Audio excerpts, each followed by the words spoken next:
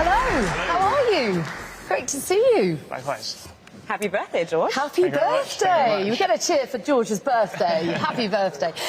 Toto, 2022 was clearly an eventful season. Some races you were fighting to get out of Q1 and others, Brazil, won too. How do you reflect on it and what lessons have been learned? I think when I look back, overall it was a difficult season. It was that we started with a car that was really not good, and we tried to figure out what happened, and it was difficult at times.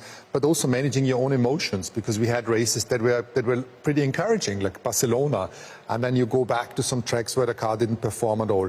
So the learning is, I think we have a better understanding for what happened with the car. The personal learning is, you know, how to cope with the season that overall wasn't very successful, and obviously towards the end, the car got quicker, and finally George and Lewis were able to drive something that was a little bit more predictable, and we had some highlights like the one that you mentioned in Interlagos. Absolutely. Now, Lewis, as Toto mentioned, it was an intense season, to say the least. So is 2 months enough of a break? I mean, are you feeling recharged and ready to go back at it again? I mean, you look great. Oh, thank you. No, I think for all of us, we always miss driving. So the break initially feels too short. And then when you get towards the end of it, you're like, okay, I'm ready to go, get back into the action. So, but I definitely maximized and enjoyed it. Excellent, good to hear. Great to hear, yeah. 22 was obviously your debut season with the team, George. 275 points, 8 podiums, a maiden pole, maiden win. I mean, that's actually pretty good going, considering the challenges that you were up against. How do you reflect on it? Yeah, I think if you mentioned that at the start of the year, that they would be the figures, we'd have probably been pretty disappointed with that. But knowing how the season panned out, knowing the challenges we had with the car, I think we can be pretty proud of the job we did. And there were a lot of positives to take away from that season. The reliability of the car was great. The strategy on many occasions was really, really strong. And I think, like Toto said, the personal learnings we all went through, the technical learnings, you know, that's all gone into the car that's sat just across from us right now. And hopefully we've taken a step up. So what does that mean for this year? What goals are you setting yourself? I mean, we're all here to win. I mean, it's as simple as that. And we need to go out there. We need to see what the challenges we are facing with. But the team have put so much hard work into this car. The motivation and the fire within the factory is just immense, because people don't want to repeat of what happened in 2022. So we're ready for it, and we're motivated to go out there and fight.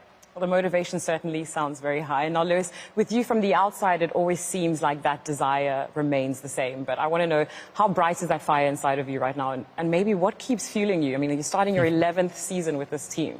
I know, I've been here a long time. I don't know, I think it's the combined energy of all the individuals in the team. I love being a part of a team that's working towards a common goal. I continue to love racing. I think that's never ever going to change as a part of my DNA. And I just always believe that I can get better. I just always love that challenge of the mental and the physical element of it, of just having to deep dive and see how you can extract more performance from yourself, from the people around you, from the car that's constantly evolving. You know, it's not the same car every year. You know, it's always changing. There's always new tools, always a new logbook that you have to get used to, and I love that. So, you know, planning to stay a little bit longer.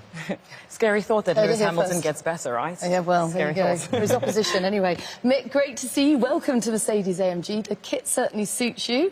What are you looking forward to in 23, and how much do you think these guys are going to enjoy racing this new car? Yeah, I mean, I'm sure that they'll enjoy it a lot. Obviously, I'll be a bit on the sidelines this year, but I'll do my best and do the utmost work I can do to support them. Obviously, also on track side, be present, have a look at the videos, and try and see if there's anything I can spot. And yeah, I think for myself, I'm really here to learn, try and take as much on board for myself, and yeah, put that into work then in the future. Great. Toto, some new talents in the team, but a new season always means a new start. So can you tell us a little bit about where the mindset of the team is right now, and if there maybe are any challenges you foresee going into it? Yeah, first of all, a sentence about Mick.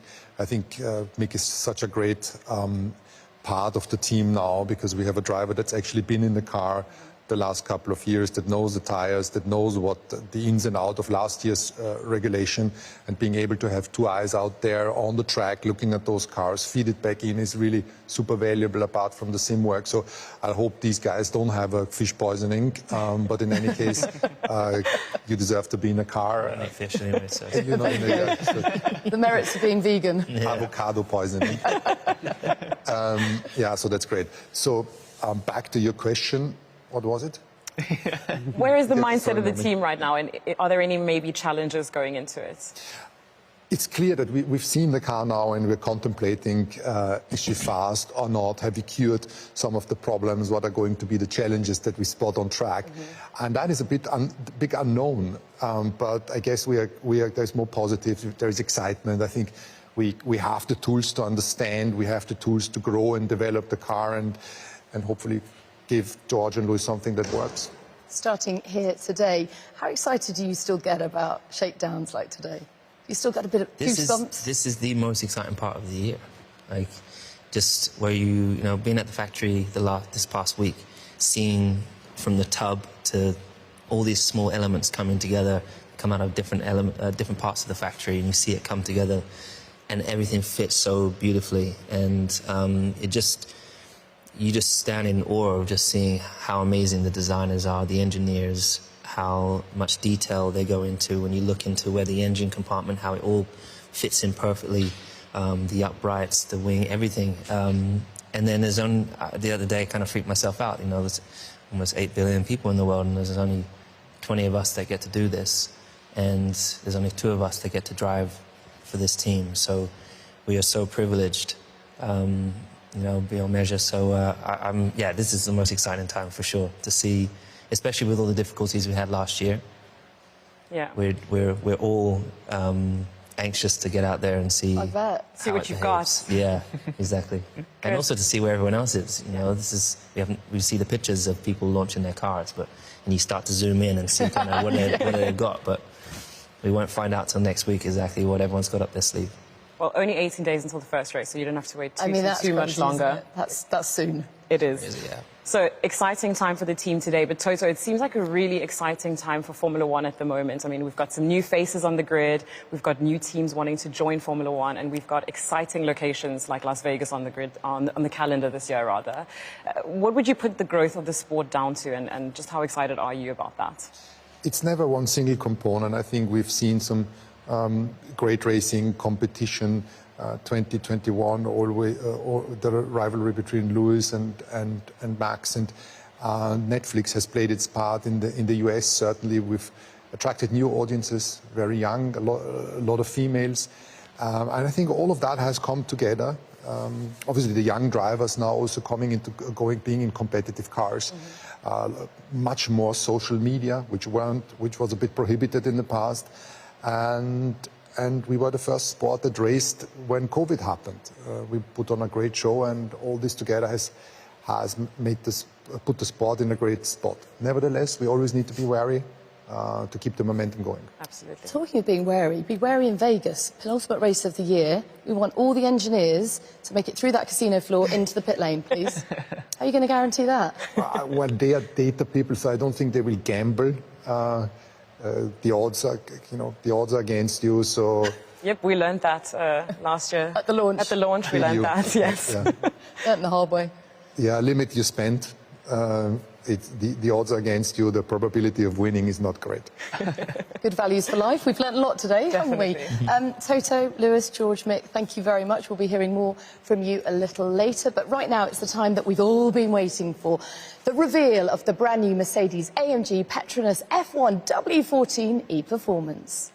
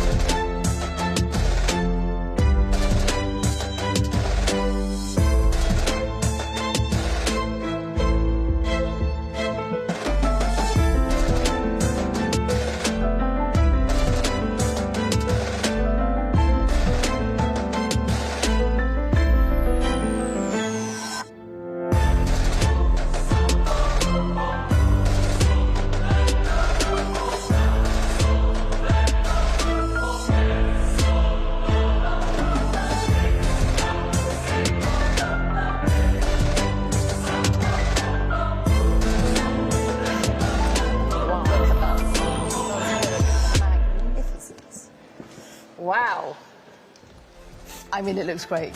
So come on, Toto, what's your gut feeling? Is it going to be as fast as it looks beautiful? Well, good morning, first of all.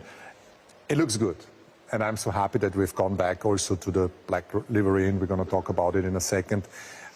Is she going to be as fast as she looks? I hope so, but definitely there is a lot of excitement in putting the car finally on the road. Now, Toto, you mentioned it. Impossible to ignore. You've gone back to black. It looks fantastic.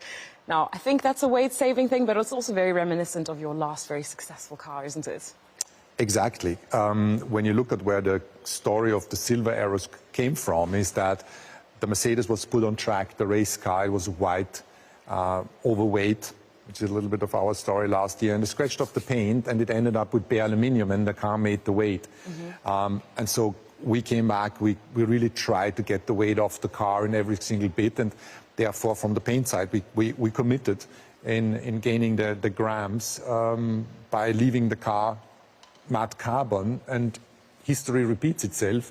Just in this case, it's a modern material, it's carbon and not aluminium, and it's black. And on top of that, you know, we knew why we had a black car 2 years ago, and it just came together, and it's wonderful. Feels right, doesn't it? Feels right. Fantastic. Another thing that's wonderful is these lovely young people behind us. Like, you've got some apprentices as well as industrial placement students from Brackley and Brixworth here today, as well as some interns from your title partner, Petronas. Just how important is it for you to have these young, dynamic people working on your car? Yeah, but you've got to look dynamic also.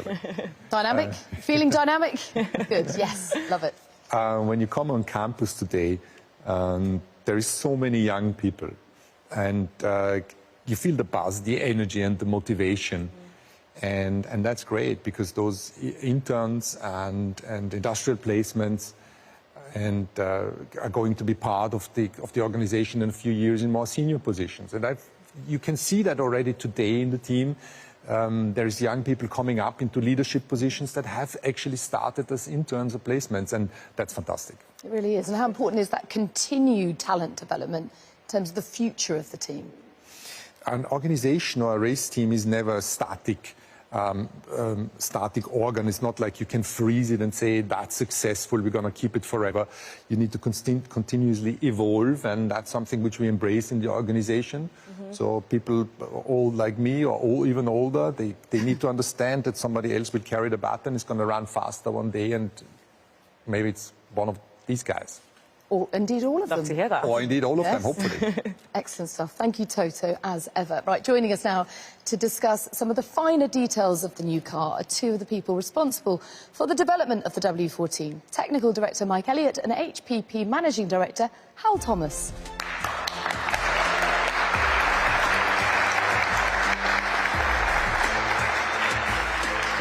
Hello, gentlemen. Welcome. Good morning. How are you? Thank you for joining us this morning. Now, the teams back at Brixworth and Brackley have been working tirelessly to put this car together. Now, Mike, I want to understand just how much of a challenge has it been to get to where we are today? Oh, huge challenge. I think when you look at where we were last year, I think we made some progress towards the end of the season, but we knew it was going to be a big winter. We knew we needed to dig deep. And I think it's been amazing to sort of watch the efforts both in Brackley and in Brixworth that's gone into this car. You know, a huge amount of hours, huge amount of intellectual thought to try and get to the design that we've got to, and let's hope it's a good one. Well, the big question all the fans around the world are going to ask, it's a simple question, but perhaps not a simple answer. Is it going to bounce? Well, the easy answer is I hope not. I think when you look at the sort of the learning we took from last year, you look at the tools that we've put together, hopefully we've got all the right metrics in place to understand what we need to do to the car so it doesn't bounce, but fingers crossed. Fingers crossed. You guys have actually been very honest about the challenges that faced you last year. What did that do for the team mindset coming into 23? I think the mindset that I've seen and the one that we discussed has been one about just relentless development. I mean, on the PU side, we've had constraints, more and more constraints as the regulations change. We've had, at the start of last year, a hardware freeze. At the start of this year, it's going to be a software performance freeze. And therefore, finding performance within those constraints is so much harder. And it's only through real innovation and real relentless work, relentless understanding can you bring any performance forward. And so that's the mindset I see. Fantastic. Now, I want to know, because I'm sure that it's a challenge, just how hard is it every year to not just go back to the drawing board, start all over again, as opposed to trusting what you've got? Good question, yeah. Yeah, I think if you look at the periods we had huge success, obviously it's easy to take the car you've got and think, well, we just build on that. I think at times last year we were questioning ourselves and saying, you know, have we made a major mistake? Do we need to change what we're fundamentally doing? But I think we know if we go and we sort of tear it all up and start again, you know you're going to start further backwards.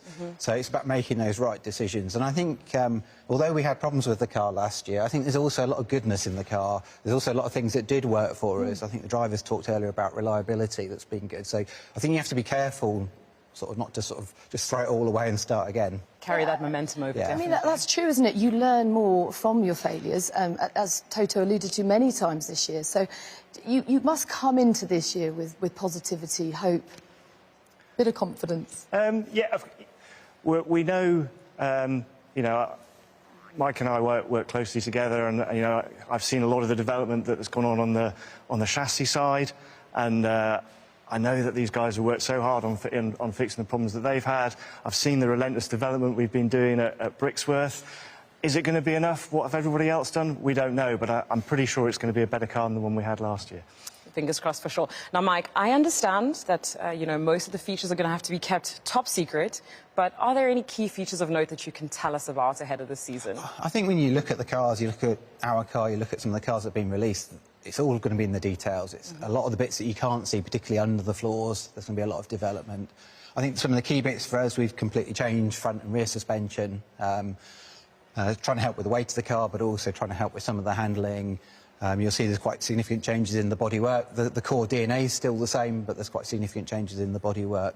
We've sort of looked at every single area and said, well, how can we improve what we've done? We looked at the problems we had last year and said, well, how do we guarantee, well, there's no guarantees, but how do we guarantee as best we can we don't have those problems this year? So it's all in the details. Plenty of hard work. Definitely. It sounds like a lot of hard work.